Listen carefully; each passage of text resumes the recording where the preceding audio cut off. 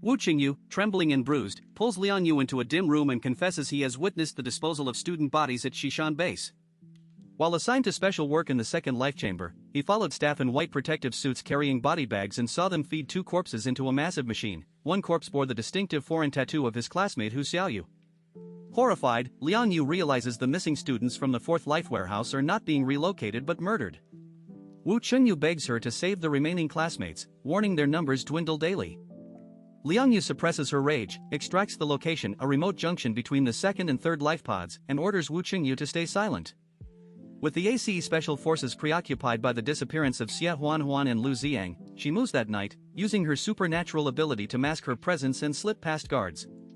At the site, she seizes an opportunity when 2 staffers leave a body bag unattended to use the restrooms. She incapacitates the female staffer, dons her protective suit, and follows the male colleagues through a silver-gray metal door into a sterile chamber.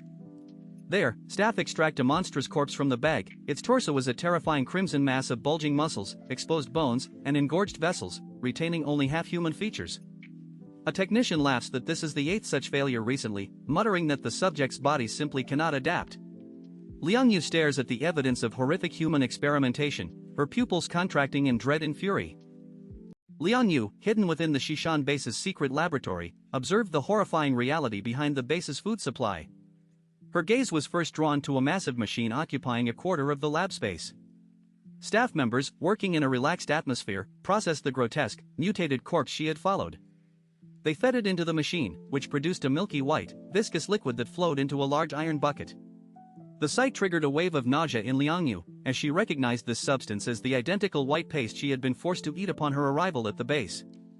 Her worldview shattered as she realized the Shishan organization was turning human remains into food. The staff chatted idly, adding flavorings and commenting on the paste's high protein content and nutritional value, treating the grim procedure with chilling normalcy. They revealed this food was specifically allocated to the inhabitants of the 4th life ward, not the higher-tier residents. Her horror deepened when a staff member carried in a wooden crate and dumped its contents, a dense swarm of enormous, dark cockroaches, into the same processing machine. Another batch of the white protein paste was produced. Struggling to maintain her composure, Liang Yu peeked into the adjacent room and was met with a nightmarish scene, a vast, warm chamber filled with wooden crates, each teeming with cultivated, giant cockroaches. The visceral disgust overwhelmed her. She rushed to the restroom, removed her stolen protective suit, and vomited violently into the sink, filled with despair and regret forever coming to what she now saw as a den of demons.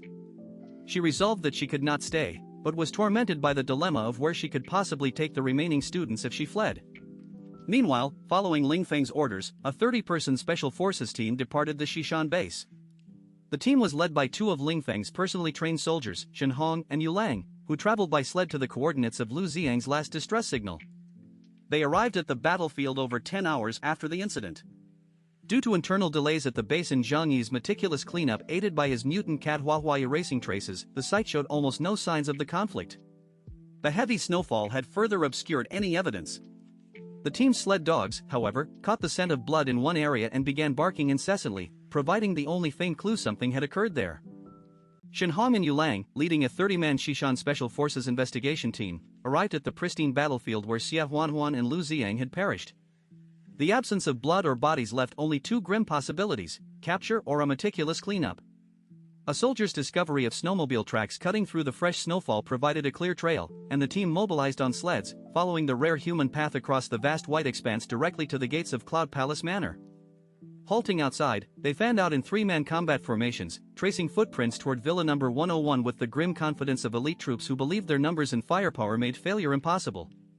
The advance quickly turned costly. A soldier triggered a buried spiked board, dismissed as a clumsy relic, but the laughter died when a tripwire grenade exploded beneath Private Su Wei's foot. The blast inflicted catastrophic internal injuries that no field medicine could mend, and Su Wei died coughing blood in the snow, his comrades' grief hardening into cold rage. The remaining soldiers unleashed a barrage of rifle fire at the villa, only to watch bullets flatten harmlessly against walls and glass that didn't even spiderweb. Inside, Zhang Yi had activated the shelter's optical protection, turning every window into a one-way mirror. He sat cross-legged in a chair by the window, legs crossed, utterly unbothered by the whistling rounds, while Zhou Core and Yang Xia stood beside him, Zhou Core's fear vanishing at his side, Yang Xia declaring they would face any danger together. Outside, Shen Hong and Yu Lang recognized the fortress-grade construction for what it was. Shinhan ordered a ceasefire and systematic mine clearance, acknowledging they faced an enemy capable of killing their best scouts. Soldiers with tactical goggles began locating the buried ordnance, grenades and, critically, a deep-buried anti-tank mine. The discovery came too late. Zhang Yi, monitoring from his window, pressed a remote detonator. The anti-tank mine erupted with devastating force, instantly dismembering the two nearest soldiers despite their advanced combat uniforms and hurling 3 more backward with shattered internal organs. Shinhan's eyes burned with hatred and frustration. His elite troops, stripped of high-tech support by the Ice Age, were being butchered by traps in a shelter that laughed at their firepower.